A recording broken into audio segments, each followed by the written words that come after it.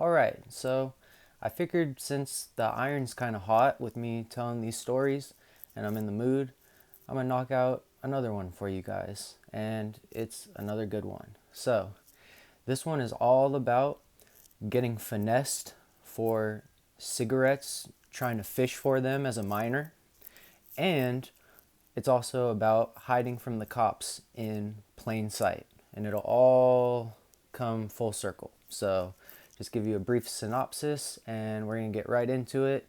If you want to subscribe and all that, I would appreciate it. I'm trying to get back out here and give you guys these stories. So, here we go.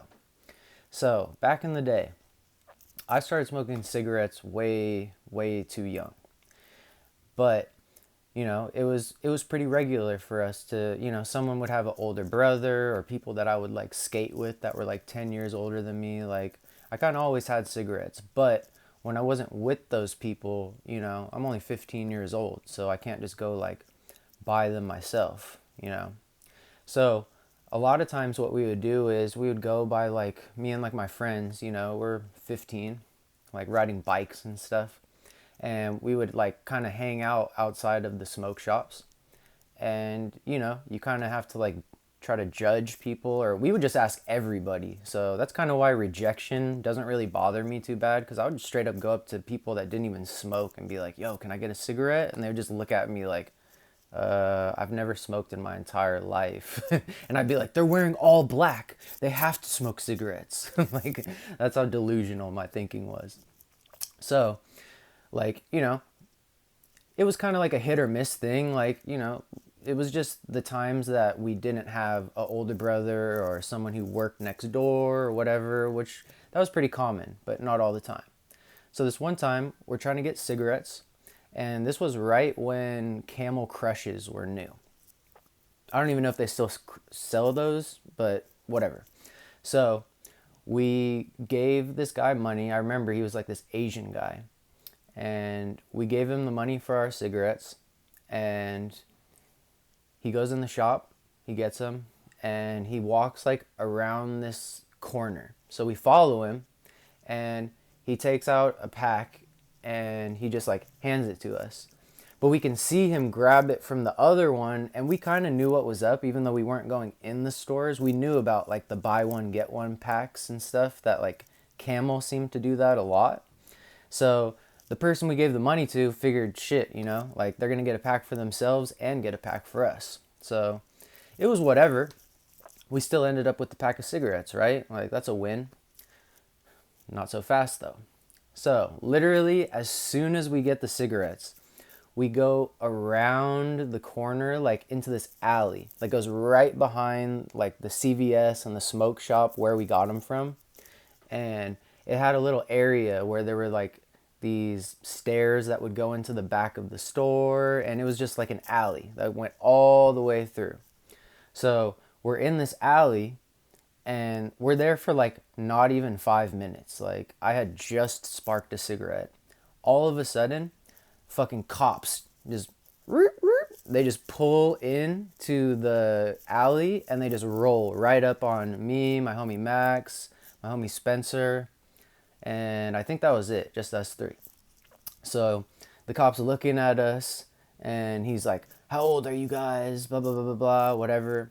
And, I've gotten in trouble in multiple different ways when it comes to minor in possession or possessions or whatever. But this cop actually said, he said, all right, here's what I'm going to do.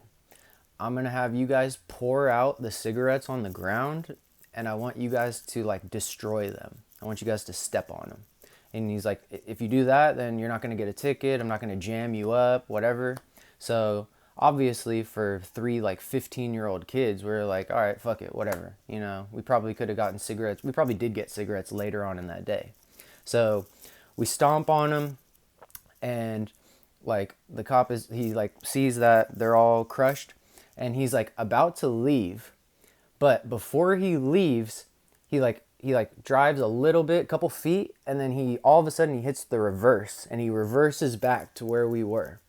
And he gets out of the car, and he says, excuse me, do you guys happen to know a man named Benjamin? And that's not his real name, but I'm just throwing it out there. And I shit you not, when he asked that question, I looked up because like where the cop car was, above it and behind it was this big apartment complex. And when I swear to God, when I looked over the cop's head when he was asking about this dude, Benjamin, I look up and I'm making eye contact with this motherfucker Benjamin. like I'm looking at him and he's like looking at me and he's like going like this, and like I've known this fool for like years and years and years and years, and like I'm not gonna say nothing about that anyways. But I was just telling the cop, I'm like, I don't know, like we all saw him, like me and my other two homies, we're just like, I don't know, like haven't seen him, haven't heard of him, whatever, and like that was like his stomping grounds. So the cop kind of just like looks one way, looks the other way, and my homie like went down from like below because the cop actually did kind of like turn around, was looking around, and he ended up driving away. So it's just funny because that person actually, full circle, actually saved me from a drug overdose where he like called the ambulance and they came and like saved my life and stuff. And like definitely shout out to you. You know who I'm talking about, the person I'm talking about. And it just shows like the full circle way that things can happen like that. I mean, there were years and years and years apart from what I just told you and then the whole overdose situation. But anyways, I just thought that was kind of a funny story, and hopefully you guys like it as well. And yeah, hope you guys have a good one. Peace.